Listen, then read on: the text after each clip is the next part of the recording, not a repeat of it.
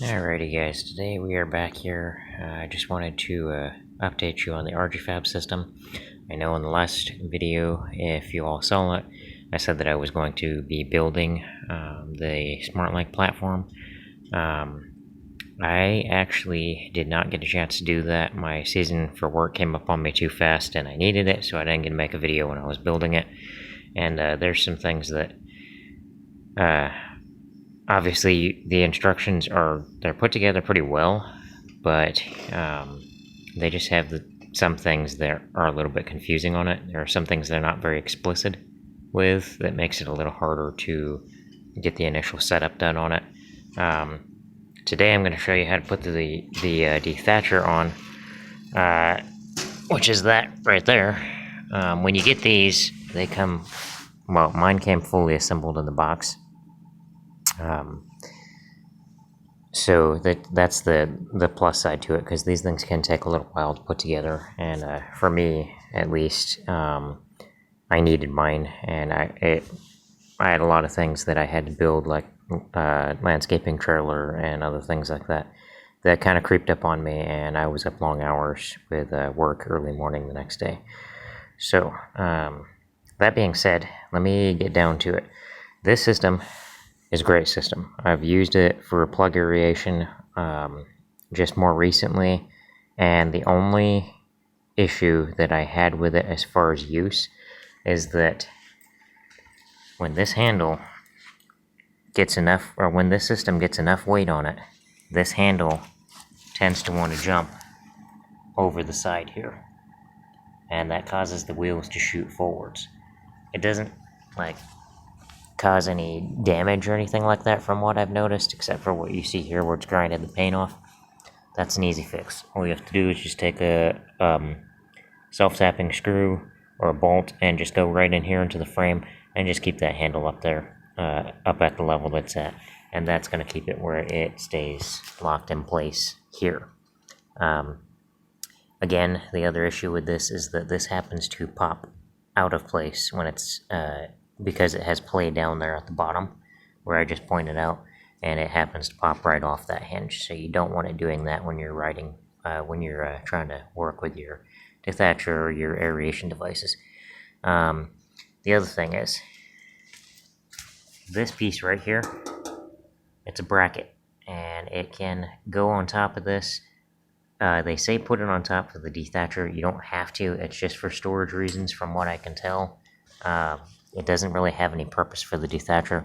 However, if you're using either the plug aerator or the spiked aerator, or even the roller, well, not the roller, but the plugged aerator and the spiked aerator, it's going to go in the center here at the bottom and get attached up there. Don't just slide it in. Try to tighten it down, just for safety reasons. You don't want the thing popping out on you and then you have something bobbling about. Another note. Does not say in the instructions at all. I guess they kind of figure you'd use common sense for it. When you're assembling this thing, on all four sides, push these in towards the system, this direction, on the right side, and then obviously left side, push it in. And the reason I say that is because I mounted mine without pushing these all the way in, and it was an absolute pain. I literally struggled for an hour trying to figure out why the wheel tube would not go on, because the main trailer bracket for pulling actually has to go under the wheel tube, under these stands right here and under the wheels, and I could not get it to do that. Believe it or not, actually, my wife actually helped me figure it out on that one, and it took us a little while scratching our head and looking at it before we realized that the 8 bolts on each side needed to be untightened, and the mechanisms on each side needed to be pushed in. That'll make it a lot easier for you, but it's still going to be a little bit challenging to get these over the trailer hitch here. You may want to use a flathead screwdriver, and what I did was I used a vice grip to actually pull this inwards towards the system to slip this over. And I also used a flathead screwdriver and a hammer because that's what I had lying around to use. And yeah, so it basically it requires you to manhandle it a little bit, but overall, I've used it. I used it for at least an acre. It took me about 45 minutes, and the only issue I had during the use was with the handle that I was mentioning just a minute ago. Other than that, everything else is pretty awesome on it. It's got this attachment system to it that literally just unlocks and locks. It's just a little rubber grippy, but this literally will just once you pull this pin out here,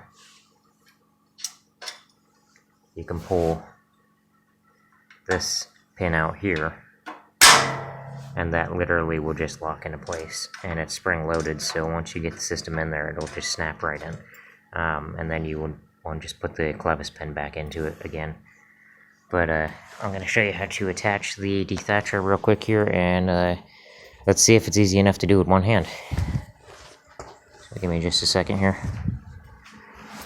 I am pretty sure this is easy enough to do with one hand. Your plug aerator and spiked aerator might be a little more challenging, but they should be pretty easy to do too. So here we go. So, guys, I'm going to try to put you on this side because that's what side I'm closer to. And that just slides right down in there.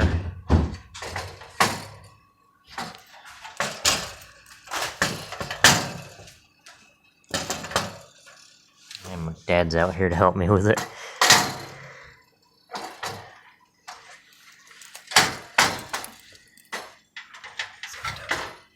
Yeah. Okay, gotta get it even at the same time. There we go.